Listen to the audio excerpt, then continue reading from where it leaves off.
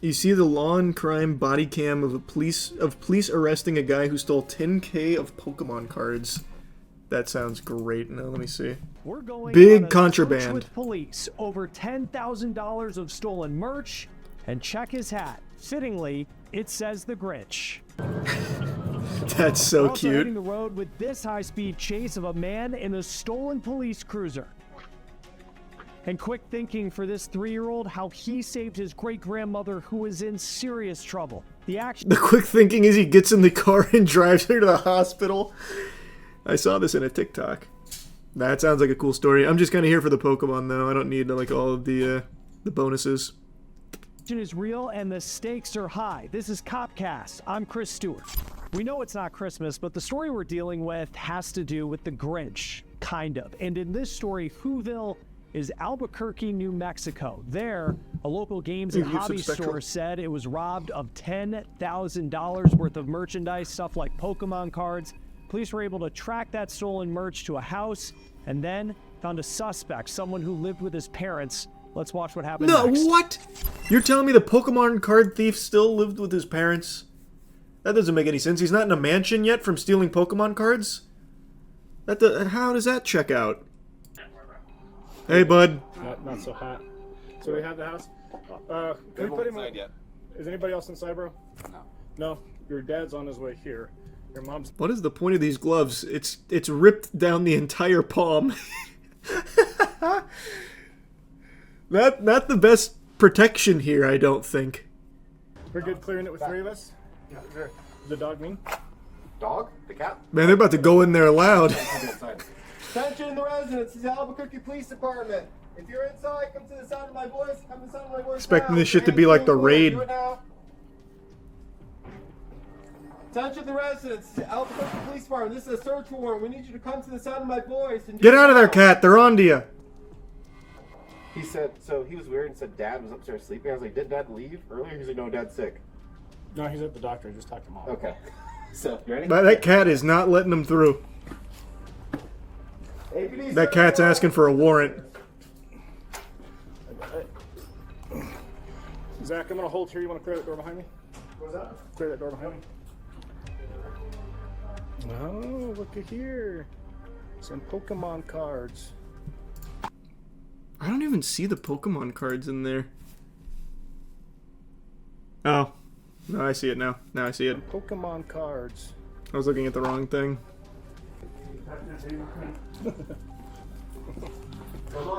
They're not taking this sweep seriously. I don't know what evidence you guys got on me besides the face photo, but the Pokemon that are in the pantry room, the first floor. I feel like if they have a face photo of you being the one that stole them, it's pretty good. Evidence. Okay. Let me collecting those. In safekeeping and evidence for you to go pick up when you're done. Man, there cannot be a more pathetic thing to go to jail for than stealing Pokemon cards. What a stupid fucking crime to commit. There's a video of him actually stealing the cards. He didn't wear a mask or anything. Is the video in here? I'd like to see that. Because, I mean, maybe they got the wrong guy. It could be total misunderstanding. Let's type in New Mexico Pokemon thief.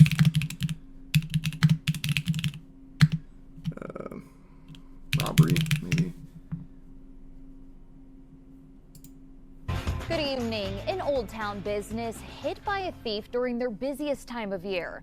Now they're asking for the public's help to find the person who broke in and stole thousands of dollars worth of trading cards. News 13's Gabe Chavez was in Old Town today and spoke with the owners. He's here live. Annalisa, the owners of Old Town Hobbies and Games were getting ready for bed last night when they got a security alert on their phones. He's posing for the picture. He knew. The biggest shock, they recognized the man caught on video. Last night, the man climbed onto the roof, jumped into the courtyard, and ripped the rebar off the window before breaking in, going for one thing and one thing only. He went straight for the Pokemon. He did not touch anything else. He knew where. I've seen that guy before on the Lawn Crime Channel. Cases where it's, I cracked the case. Roughly $7,000 to $10,000 worth of cards. We're still cataloging everything to see exactly what was taken. To add insult to injury, Or he had been to the store. He sold me cards before. I know who it is. Benitez now asking for the stolen cards to be returned. Do the right thing is really what it comes down to. He's essentially taking food from my family at this point, so it hurts. Benitez wants to warn other card shops to be vigilant with the Christmas holiday just weeks away. Back to you. Well, I don't know if it seems circumstantial. Wow, that hairline is playing no games. Holy. What? My God. He traded his hair for Pokemon cards. Up when you're done. Where are the Pokemon cards from the Hobbies and Games? Where are those ones at? Speed chase in Ohio Ridge. Well, check. Damn. Goodness gracious, Brian. That hat made him look 20 years younger. Yeah, it really did. That hat was doing him big favors. I see why he wears it. Him and that beanie. That's a dynamic duo right there. It was $10,000. That's only like 6 cards. True. What? He probably didn't even know. He just grabbed like 6 cards. It was like $10,000. Oh my God! I thought this would still be like petty theft. Shit! No. You should look at the man arrested for trying to sell stolen cards to Trading World. He was trying to sell massive stacks of some of the biggest hits that no one would ever open the amount of product necessary to get them. That sounds cool. What was he? Oh, wait, that's what someone in chat just mentioned. Is this the guy that had like an inn at the printing facility and they were just giving him the big hits to sell? So they had like a whole little racket with it?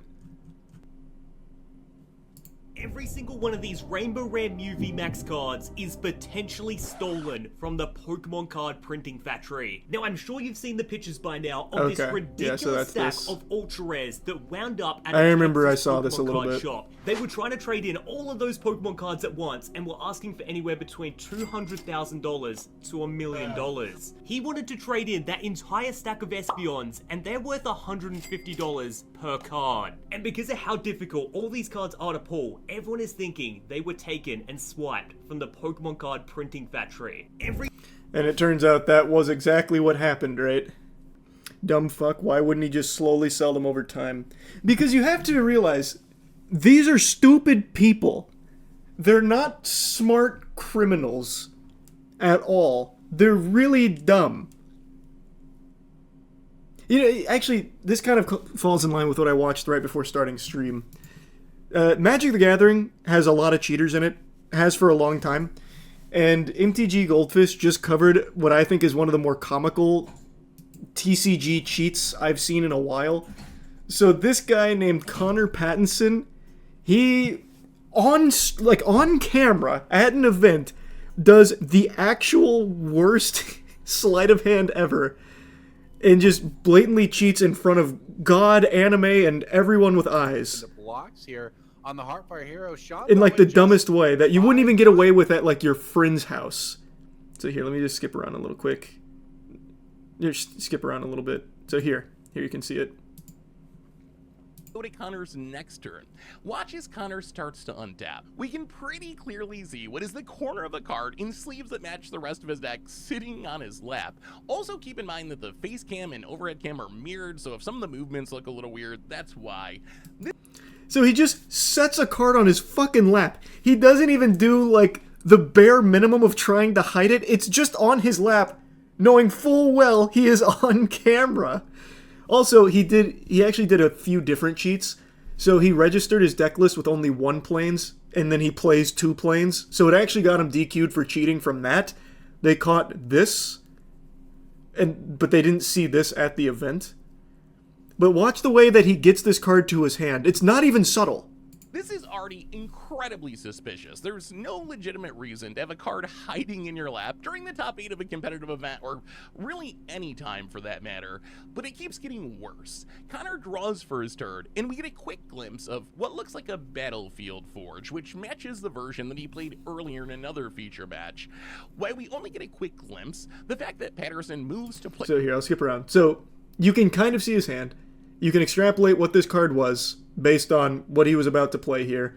And then he does this little maneuver, this little magician's trick. Not to play the Battlefield Forge, Connor activates his utility land to put a counter on Heartfire Hero and passes. As his opponent takes their turn, we see some super sketchy behavior from Patterson. We see his hands go down under the table to his lap, where, remember, we saw the card hiding earlier, and after some fidgeting, he leans back in his chair awkwardly, crossing his arms, before looking down at his hand.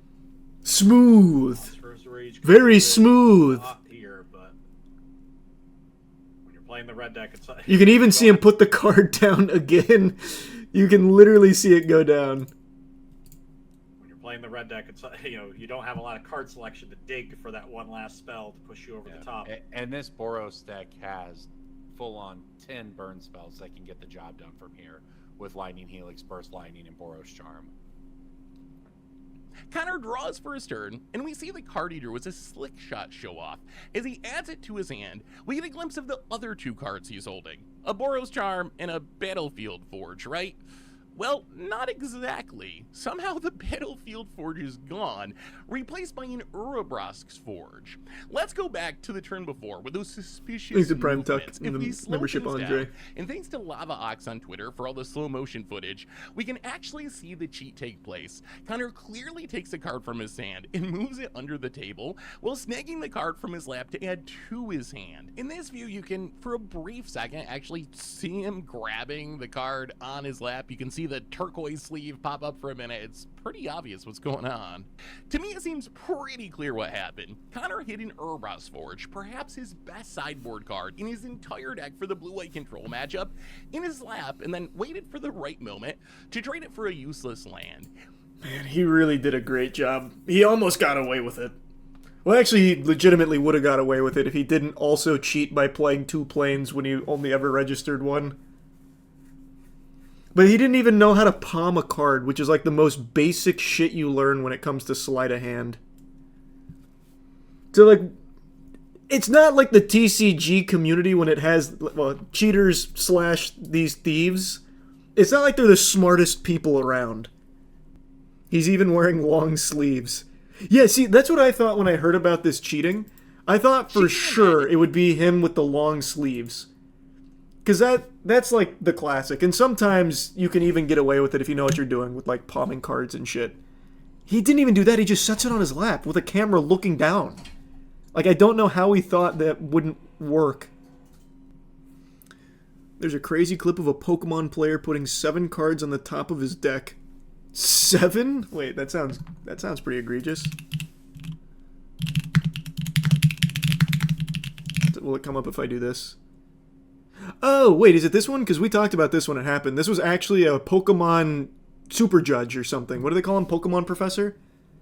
He's like an actual Pokemon official at this event, and he was cheating.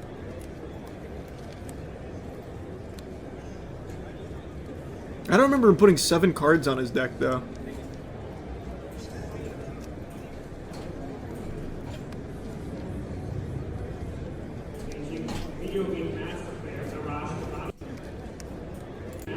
See, at least he tried to palm the card. Once again, though, utilizing the lap technique. 0 for 2. Actually goofy to cheat. Well, especially, well, this one, he just didn't think there was any cameras rolling. So, like, he thought for sure he'd get away with it. This one is actually nonsensical, because he knew it was being filmed. He knew there was cameras everywhere. Like, I can't believe he'd even try that.